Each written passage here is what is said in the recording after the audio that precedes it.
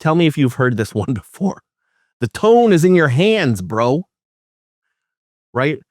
You see this kind of comment nonstop all over the internet. I've had this comment on videos that I post regarding mods and upgrades and things that you can do to make your guitar sound better. And for some reason, there are legions of men, and for some reason, it's always men who have to try to get into pissing contests with each other as if they are the authority. And if you're trying to do anything to alter or mod your guitar, you're doing it wrong because you're messing up the way that guitar was intended to be, and yada, yada, yada. And I'm frankly so sick and tired of these unnecessary debates that I see online about this kind of stuff. First of all, if people enjoy the process of modding and discovering new sounds and new tones and new playability and feel on their particular instrument, why in heaven's name is that a problem to you, right? It isn't. Go mind your own friggin' business.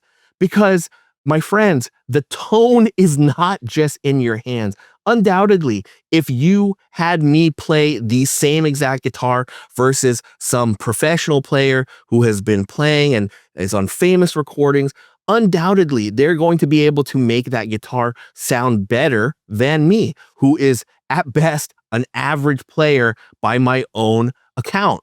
But the things that actually do affect your tone go well beyond just your hands, right? You are not going to be able, for example, to make a set of humbuckers sound like Strat pickups. You are just not going to be able to do that. No amount of amazing playing is going to make a Les Paul sound like a Telecaster.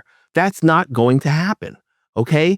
And through the specific lens of offset guitars, I feel like we've got so many folks out there that for whatever reason are trying to gatekeep or just are constantly purity spiraling, as an old friend of mine used to call it, where they basically try to rain on the parade of anybody who's going against vintage specs. So whether you are rocking a mastery bridge or you are using pickups that are not intended to be in that guitar, for some reason, these folks have a problem with that and are going to make that publicly known to you, a lot of times in a very unpleasant way. Now, what actually does affect your tone, whether it be Jazzmasters or Jaguars or Mustangs or even SGs and Gretsches, doesn't really matter what kind of guitar. The thing that is going to affect your tone the most is definitely going to be the pickups. That is what is directly picking up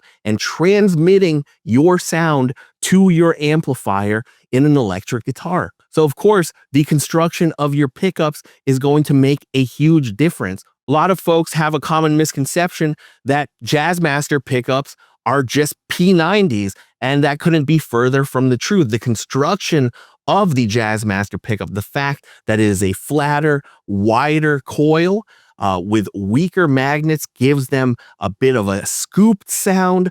Unlike a P90, which has a lot more mids, it's also a lot mellower and then super bright because of the next thing that will affect your tone, which is the circuit. Now, sure, on something like a Jazzmaster or a Jaguar, you can emulate lower value pots like 500K and 250K by slightly lowering your tone knob and maybe even a little bit your volume knob. But all of the individual components that make up the electronics in your guitar are definitely going to affect your tone. Parts like your pots and their values, the capacitors and their values, whether you have push-pull mechanisms or different switches that affect and alter the sound of your guitar, are all things that affect your guitar's tone. Now, I'm not trying to get into this debate that has gone on ad nauseum for basically as long as the internet has existed and probably well before then.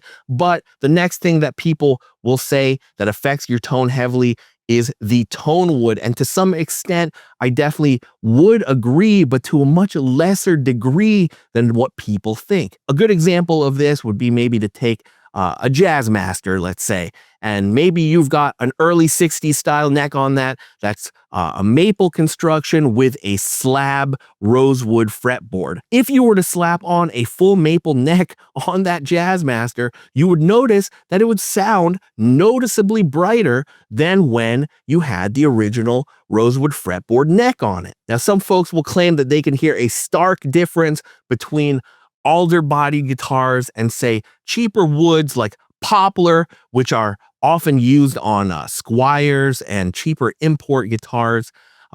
They'll also say the same thing about basswood and try to drag basswood's reputation in the mud. But to be real with you all, I cannot really hear that huge of a difference. Now, the next thing that's going to affect your tone definitely is going to be the hardware that you're using.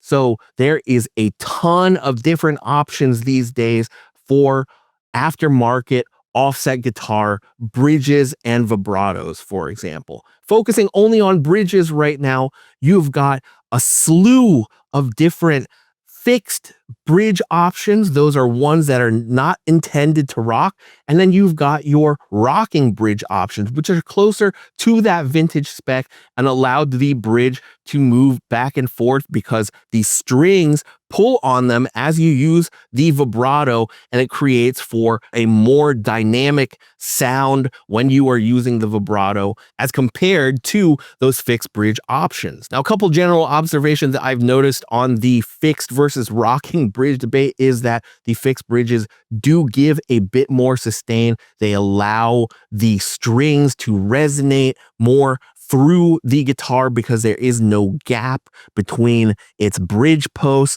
and the rest of the guitar making direct contact, obviously, whereas the rocking bridge options, because there is space between their bridge posts and the thimbles that they sit inside of, it gives for a much more open and airy tone, somewhat more percussive, such as with the Jaguar and the Jazzmaster, and decidedly less sustain as compared to those fixed bridges. Another aspect about guitar bridges that is definitely going to make a difference in tone is going to be the metals or alloys that are used in the construction of those bridges.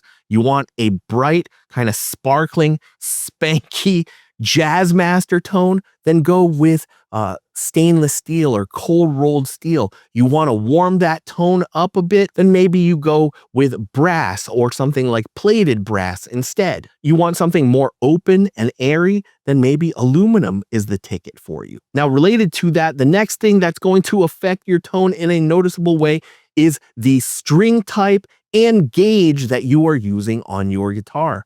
So Rick Beato had released a video a little while back where he was showing that all of those famous records from the 50s and 60s, the guitarists from those eras were actually using much lighter gauge strings than what we use today. And because guitarists back then were using 9, 8, and even 7 gauge strings, that helped their tone to cut through the mix a bit better because it cut away all of the unnecessary flub that you get from thicker guitar strings. And in fact, it wasn't until the prime of Stevie Ray Vaughan that 10 gauge guitar strings became the norm. Now, with Jazzmasters and Jaguars in particular, there's a common misconception that you have to use heavier gauge strings because that is how the guitars were intended to be set up. However, that really only holds true because of the hardware that those vintage Jazzmasters came with, and in particular, because of the threaded saddle bridge that doesn't actually have slots in them and needed to have heavier gauge strings in order to catch the bridge while using the vibrato so that it would rock back and forth the way that it was designed. But now in the modern day, with all of these various different bridge options, the majority of them having actual saddle slots in them, that is not as much of a concern regardless of whether your bridge is fixed or rocking. And then the next thing that's going to affect your tone that isn't just in your hands is going to be the setup of your guitar. Have you ever pulled a guitar of yours out of its case after not having touched it for many weeks or even months or years, only to find that it sounds a lot duller than you remember?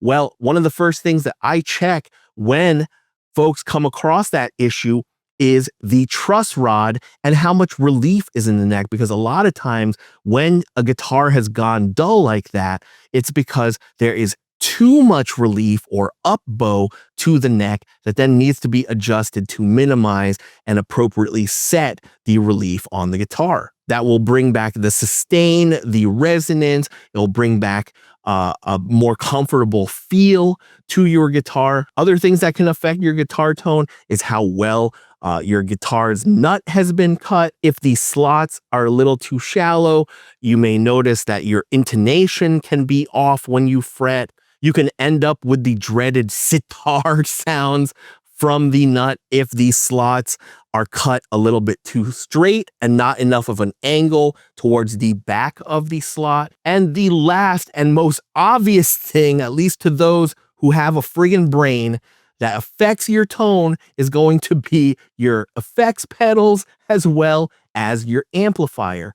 I could hand Dire Straits a Stratocaster and have him play through a twin reverb, and no amount of playing that he's doing is going to create distortion in the amplifier, right? Based on just his playing alone. So if you find yourself on the receiving end of one of these trolls who are kind of thumbing their nose at you, so to speak, with their BS cork sniffery, criticizing you for making alterations to your guitar that you wanted to make, whether out of curiosity or based on your own needs as a guitarist, just pay them no mind. Don't even waste your time and engage with them, because nothing you say is going to make sense to these people.